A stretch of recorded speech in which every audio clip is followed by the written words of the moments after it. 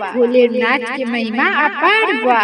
जे उनकर नाम। हर हर महादेव जी। सभी भैया बहनों को कोटि कोटि प्रणाम। आज महाशिवरात्रि के पावन अवसर पर हम गैले बानी एक खास भोजपुरी भोले बाबा के खातिर एक गाना।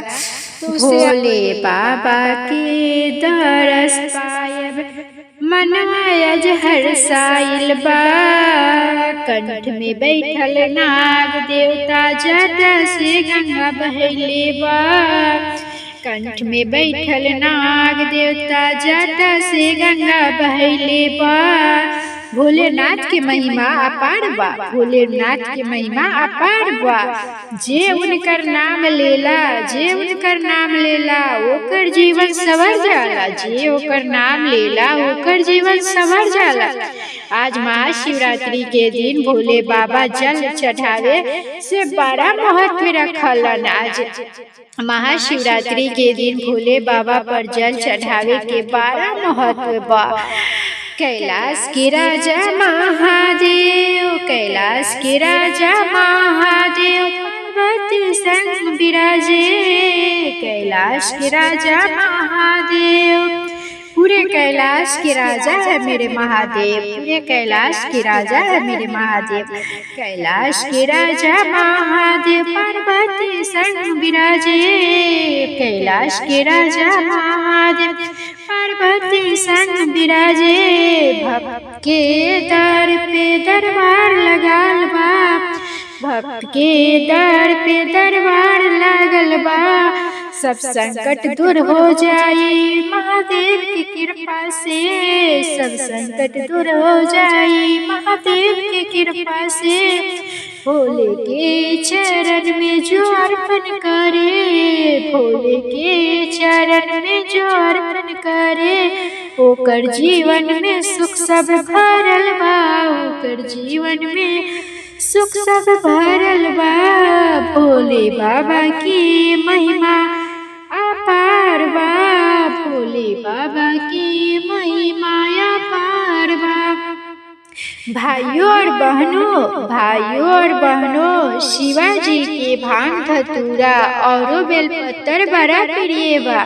शिवाजी के भांग धतूरा और बेलपत्र बड़ा प्रिय बा। आज के दिन दिल से उनकर नाम लीजिए। आज के दिन दिल से उनकर नाम लीजिए। भोले बाबा जरूर सुनिए।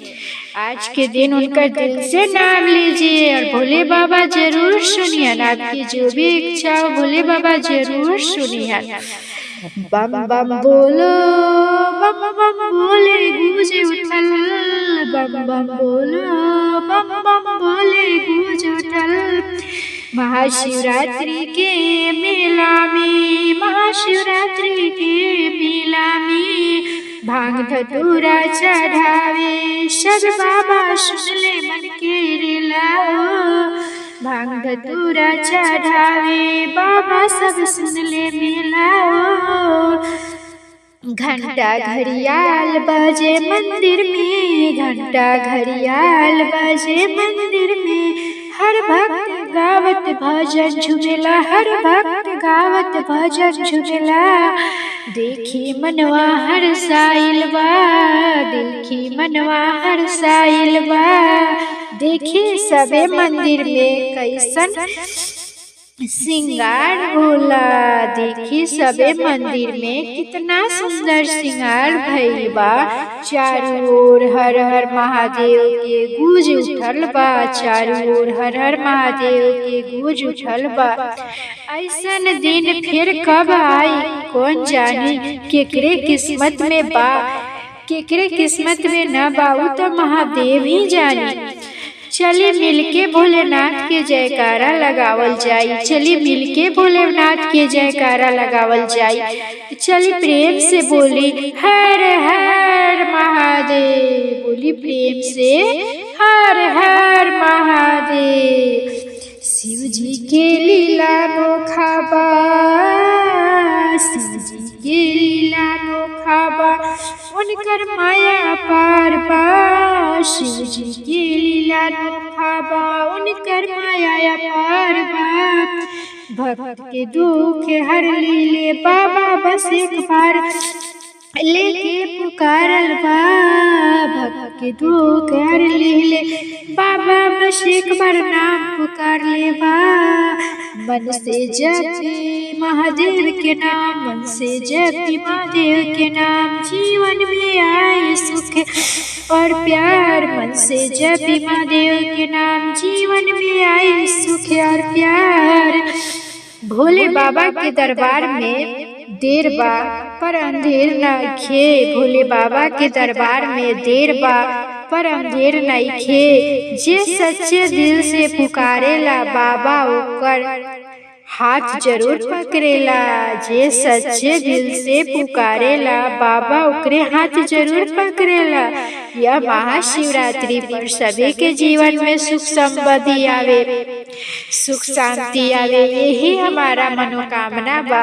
ओम नमः शिवाय, ओम नमः शिवाय, ओम नमः शिवाय, ओम नमः शिवाय। शिवाय जपी सबा बाबा के लीला न्यारी। शिवाय जपी सबा बाबा के लीला न्यारी। कहेला महादेव भक्त के रखल बा हमरा चिंता तोहार। कहले महादेव भक्तन से रखब हम चिंता तोहार। गंगा जल चढ़ाई भोलेनाथ पर, गंगा जल चढ़ाई भोलेनाथ पर। भवसागर से पार कर महादेव से, भवसागर के पार हम कर महादेव से। भोले बाबा के दरस पाए, भोले बाबा के दरस पाई। मनवा आज हर्षाइल बा, मनवा हर्षाइल बा, मोर मनवा बड़ा हर्षाइल बा। कंठ में बैठल नाग देवता, कंठ में बैठल नाग देवता। जाटा से गंगा बहैले बा, जाटा से गंगा बहैले बा। भोले बाबा के दरस पाई, भोले बाबा के दरस पाई। मनवा हर्षाइल बा, मनवा हर्षाइल बा।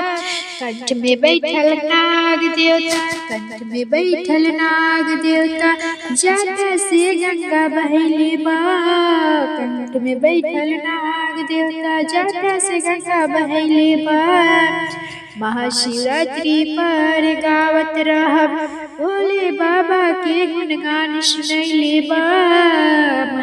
धन्यवाद सभी भाइयों बहनों को मेरे भजन सुनने के बाद। महादेव सबके लाइक कर दिए, चैनल सब्सक्राइब कर ले। निशानी ब्लॉग मिस्टी के जरूर सब्सक्राइब करी और अपना आशीर्वाद दी। एक बार फिर से बोली हर हर महादेव।